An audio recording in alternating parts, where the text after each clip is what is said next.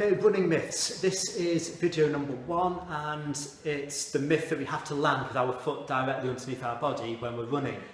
Unfortunately, it's just not possible to run and land with the foot underneath the body. It has to land in front of us. Basically, there's two main forces which allow us to run. One force propels us forwards and the other force keeps us upright.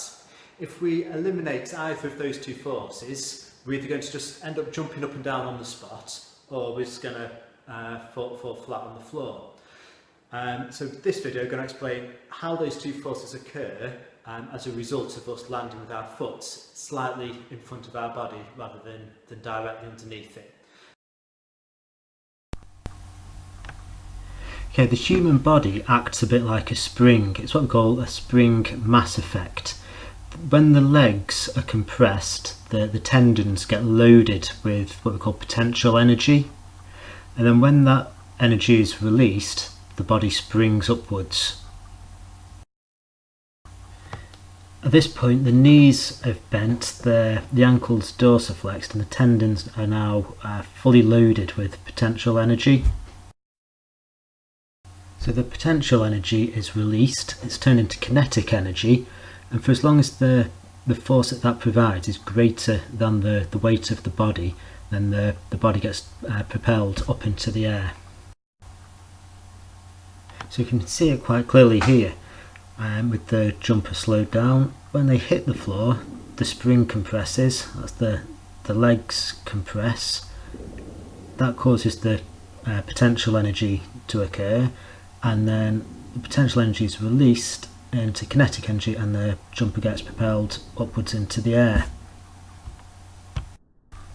And without the mass dropping downwards and compressing the spring, there'd be no generation of kinetic energy, and therefore we wouldn't get the upward propulsion and the person would just fall flat on the floor. So we can change the frequency of the jumps, that's how quickly the jumps are happening, by altering the stiffness of the spring. So the stiffer the spring, the more frequent or faster the jumps become. If we look at this video, we see most of the spring is coming from the ankle joints. The knees are bending a little bit, but most of the motion's coming from the ankle. So here we've got quite a stiff spring, which means we have quite a rapid frequency of jumps.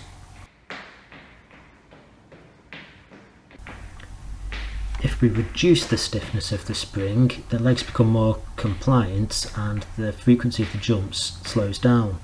So here we can see the ankle joints are moving through the same sort of range of motion as they did with the stiff spring, but the knees have got a lot more flexion in them, which means the frequency of the jumps slows down a lot. The energy for forward propulsion comes from gravity acting on our centre of mass. All the time gravity is pulling us down. For as long as our feet are underneath our centre of mass, then we stay upright. However, if our centre of mass moves forwards in front of our feet, basically in front of our base of support, gravity starts pulling us forwards and downwards. So the further forwards our centre of mass is in front of our base of support, which in this case is the back foot, the greater the effect that gravity will have. The bigger the pull that gravity will have means the faster we fall downwards. So if we look at our centre of mass, which is represented by the red dot, the centre of pressure is directly below it, which is represented by the red line. And if you look at the distance of that red line from the foot, that sort of represents how much force gravity is going to have. So this is a still taken from a much faster running speed, and if we look at where the centre of mass is in comparison to where the back foot is, then we see that it's much farther forwards than when we're running at the slower speed.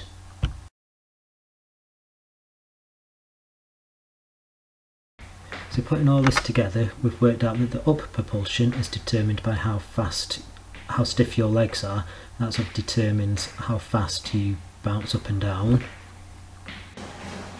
and that your forward momentum is determined by how far forward your centre of mass is in front of your base of support. So running at a slow speed, we're bouncing up and down less frequently than we are at a fast speed. This means that we need a softer, more compliant leg, or more compliant spring. Running at a faster speed, we're going up and down more frequently, which means we need a much stiffer, less compliant leg spring.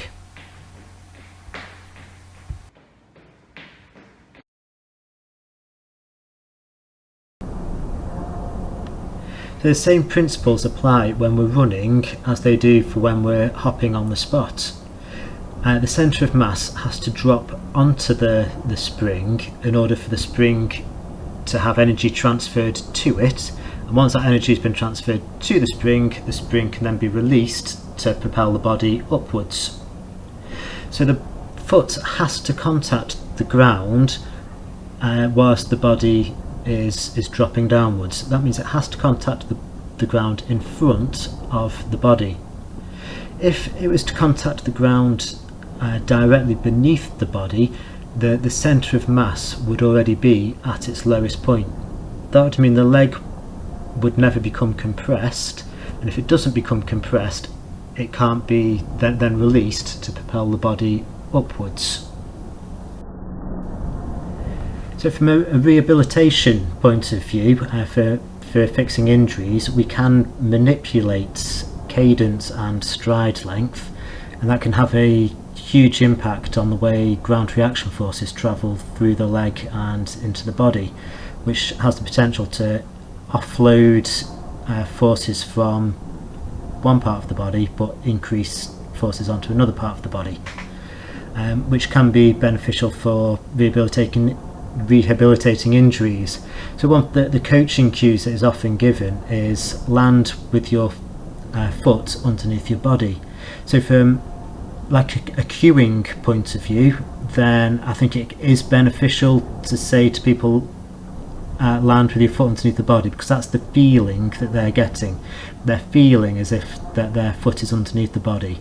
However, it is actually physically impossible to run without the foot contacting the ground in front of the centre of mass.